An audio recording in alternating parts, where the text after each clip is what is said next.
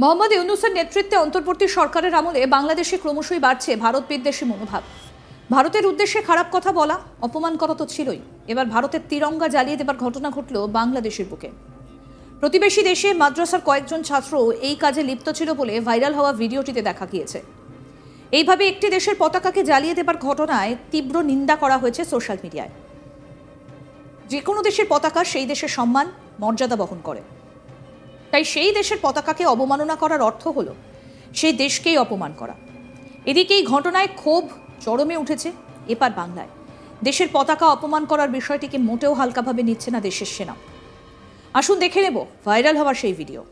দেখাই আপনাদের, দেখুন। আজকের প্রতিবাদ সমাবেশ বিলুপ্ত ঘোষণা করব। এর আগে আমি আপনাদেরকে একটা কথা বলতে চাই, ইসলাম একটা বৃক্ষ।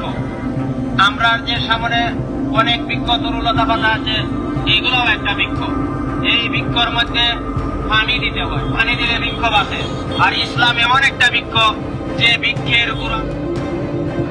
আমরা মুসলমান এমন এক জাতি, আমরা জানি। তারপরও আমরা বাতিলের যখন এদিন কাবিররা যখন তাদের এক হাত কর্তন করে দিতে, তখন বাম হাত দ্বারা কলেমার পতাকা উত্তোলন করেছে। যখন বাম হাত কর্তন করে দিয়েছে, তখন দাঁত দ্বারা কামড় দিয়ে কলেমার পতাকা উত্তোলন করেছে।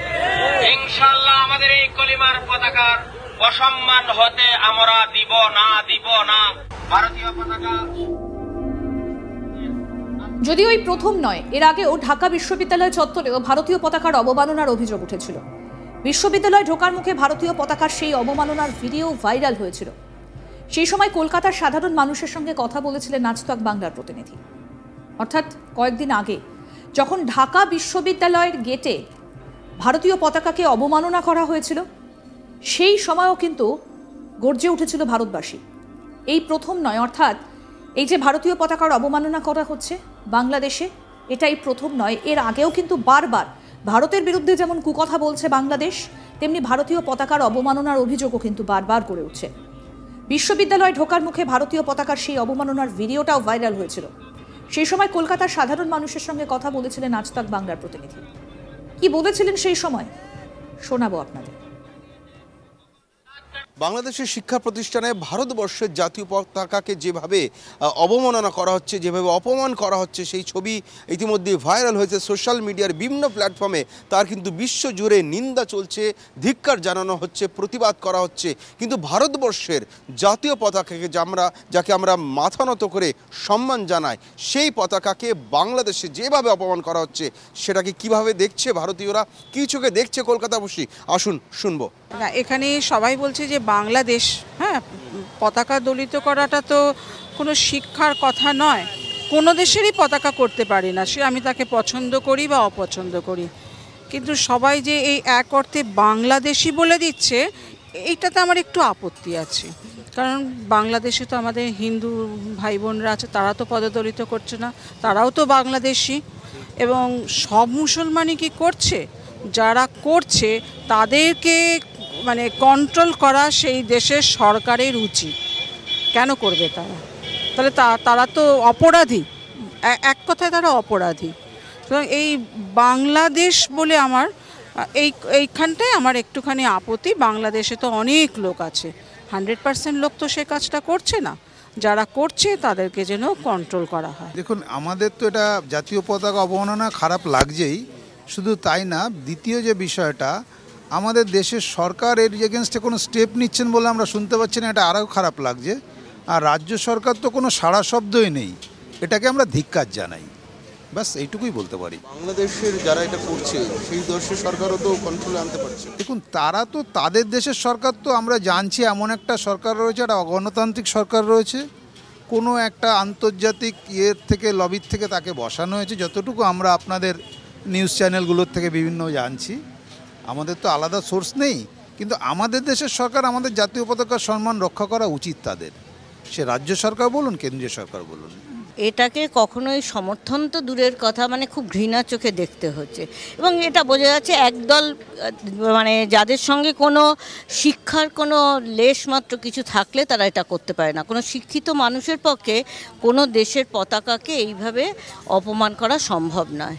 তাই যারা এটা করছে, এটা বাংলাদেশি বলে বলবো না, যারা করছে তাদেরকে ধিক্কার জানাচ্ছি। এটা দেখুন, এটা হচ্ছে ওই দেশের সরকার করবে। একটা জিনিস কি বলুন তো, ওই দেশের সরকার আজকে যেভাবে এই যে সরকারটা এলো, এটাও তো খুব সহজ পথে আসেনি, অতএব তার তো একটা রিয়াকশন হবেই। এটা তারই ফল দেখা যাচ্ছে। হয়তো আবার একটা যে ওরা যুদ্ধের দিকেই এগোতে যাচ্ছে, কারণ খুব জঘন্যভাবে এগোচ্ছে। হ্যাঁ, খুব খারাপ অবস্থা যাচ্ছে। এবং ভারত আজকে যেটা করেছেন, হয়তো শেখ হাসিনাকে এখানে আশ্রয় দিয়েছে, এটা তার দায়িত্বের মধ্যে পড়ে। আমার পাশের রাষ্ট্র, আমার পাশের বাড়ির লোক যদি কখনো আঘাত পায়, আমি কি গিয়ে দাঁড়াবো না তার পাশে? এটা তো স্বাভাবিক কথা। যেটা আজকে আমাদের দেশের প্রধানমন্ত্রী করেছেন, আমি সেটাকে বলি যে তিনি মানবিকতার কারণে সেই জায়গায় দাঁড়িয়ে করেছেন, এবং এর জন্য তাকে ধন্যবাদ জানাই। বাংলাদেশের যারা এই সমস্ত আমাদের পতাকাকে অবনমন করছেন, তাদেরকে লিখেছেন, শুশ্রূষা ও জল নিয়ে কি সহজে ভুলে গেলে ঋণ? যে পতাকা পিষে যাচ্ছ তারই তো অংশ ছিলে একদিন। ভাষা তো নিশ্চয়ই প্রিয়, তার চেয়েও প্রিয় জন্মভূমি। আমাকে বাঙালি থেকে ভারতীয় করে তুললে তুমি। ভালোবাসা বিরোধের মাঝখানে সরু একটা সুতো, তাকে যদি তুলে নাও অন্যভাবে কথা হবে দ্রুত। এত যদি দেশ থাকে, যদি এত ঘৃণা হয় জড়ো, তবে তো সওয়াল ওঠে, ক্ষমা কি দেশের চেয়ে বড়? নামেই স্বাধীন তুমি, চেতনায় আজও পরাধীন। যে পতাকা পিষে যাচ্ছ তারই নিচে ছিলে একদিন। বাংলাদেশের শিক্ষাঙ্গনে যেভাবে ভারতের জাতীয় পতাকাকে অবমাননা করা হচ্ছে, সেটা কিন্তু মোটেই ভালোভাবে নিচ্ছে না ভারত। বিশেষ করে কলকাতাবাসী কিন্তু তীব্র প্রতিক্রিয়া দিলেন।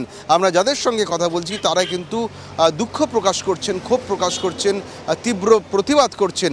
বিশেষ করে সকলের আরও বেশি আবেগে ভাসছেন, কারণ দেশটার নাম বাংলাদেশ, সেটা আমাদেরই প্রতিবেশী দেশ, আমাদেরই কোনো না কোনো প্রতিবেশী বা কোনো আত্মীয় স্বজন সে দেশে এখনও বসবাস করছেন বা কেউ রয়েছেন, বা আমাদের মধ্যেই কেউ কেউ সেই দেশ থেকেই এসেছেন বা এখনও বংশধর রয়েছেন। ফলে কিছুটা হলেও আবেগ রয়ে গেছে সেই দেশের সঙ্গে, সে দেশের নামের সঙ্গে জড়িয়ে রয়েছে আবেগ। ফলে প্রতিবেশীর থেকে এমন আচরণে কিন্তু যথেষ্ট মনক্ষুণ্ণ বাঙালি, এমনটাই চিত্র উঠে এলো কলকাতাবাসীর সঙ্গে কথা বলে।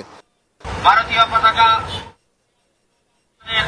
আজকের প্রতিবাদ সমাবেশ বিলুপ্ত ঘোষণা করব। এর আগে আমি আপনাদেরকে একটা কথা বলতে চাই, ইসলাম একটা বৃক্ষ। আমরা যে সামনে অনেক বৃক্ষ তরুলতা পাতা আছে, এগুলোও একটা বৃক্ষ। এই বৃক্ষর মধ্যে পানি দিতে হয়, পানি দিলে বৃক্ষ বাঁচে। আর ইসলাম এমন একটা বৃক্ষ যে বৃক্ষের গুড়া। আমরা মুসলমান এমন এক জাতি, আমরা জানি। আরও আপডেট পেতে দেখতে থাকুন আজ তাক বাংলা। সাবস্ক্রাইব করুন, নোটিফিকেশন পেতে বেল বাটন অপশন প্রেস করুন, হোয়াটসঅ্যাপে ফলো করুন আজ তাক বাংলা। ভিডিওটা লাইক করুন, শেয়ার করুন, কমেন্ট করুন।